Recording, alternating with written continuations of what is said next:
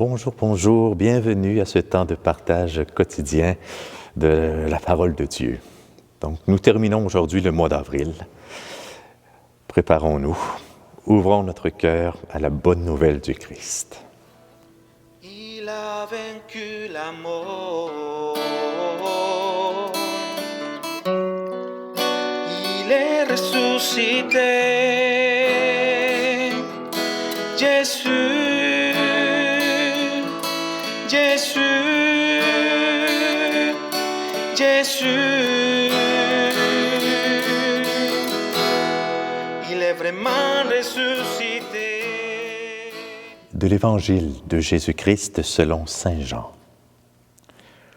Le soir venu, les disciples de Jésus descendirent jusqu'à la mer. Ils s'embarquèrent pour gagner Capharnaüm, sur l'autre rive. C'étaient déjà les ténèbres, et Jésus n'avait pas encore rejoint les disciples. Un grand vent soufflait, et la mer était agitée. Les disciples avaient ramé sur une distance de 25 ou 30 stades, c'est-à-dire environ 5000 mètres.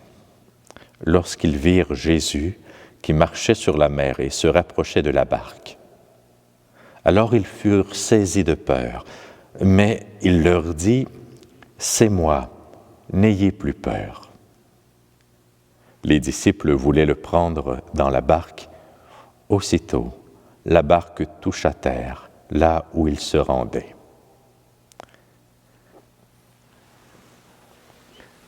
Acclamons la parole de Dieu. Alléluia, il est vraiment ressuscité.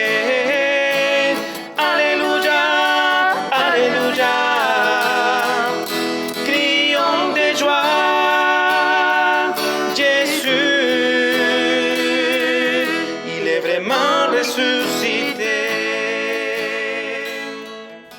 Alors bien, nous voyons cet épisode aujourd'hui où Jésus va à la rencontre de ses disciples, un peu bousculés par le vent et les vagues.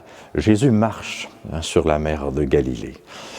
Et bon, c'est particulier parce que dans le temps de l'Église où nous sommes, en plein temps pascal, nous venons de célébrer Pâques, on peut voir à travers ce moment de la vie de Jésus, déjà comme par avance, l'annonce de sa victoire. Jésus est celui qui, debout sur les flots, sur les forces qu'on ne réussit pas à maîtriser, Jésus est debout et il marche, il maîtrise la mer, les vagues, le vent. Très tôt, dans l'histoire de l'Église, on a relu cet évangile dans la perspective de Jésus mort et ressuscité. La victoire de Jésus sur la mort, déjà, elle transparaît, elle s'annonce dans cette rencontre de Jésus avec ses disciples. Chose particulière dans l'évangile de Jean que nous venons de lire, cette marche sur les eaux se situe entre la multiplication des pains et le grand discours sur le pain de vie qui suivra là. Donc, c'est entre les deux. Jésus a multiplié les pains, ensuite il envoie ses disciples vers Capharnaüm, et puis dans la nuit il les rejoint. Et à Capharnaüm, lorsqu'il sera avec eux, il y a ce grand enseignement sur le pain de vie. Alors c'est intéressant de voir le contexte parce que on peut réaliser à travers cela que dans l'Eucharistie que nous recevons, où Jésus nous livre son corps de ressuscité, son corps de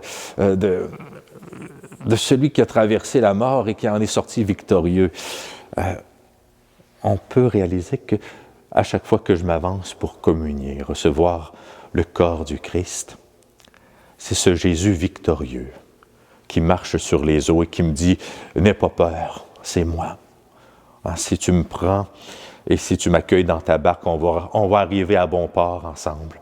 On va arriver à destination. » Donc, voilà, je trouve ça intéressant. Chaque évangéliste a sa manière de placer les événements pour mettre en relief un aspect ou l'autre de la vie de Jésus. Mais ici, dans Saint Jean, cette marche sur les eaux, entre la multiplication des pains et le grand discours sur le pain de vie vient nous redire que l'Eucharistie est vraiment le don du ressuscité qui marche avec nous dans la traversée de cette vie et qui nous fera arriver à bon port.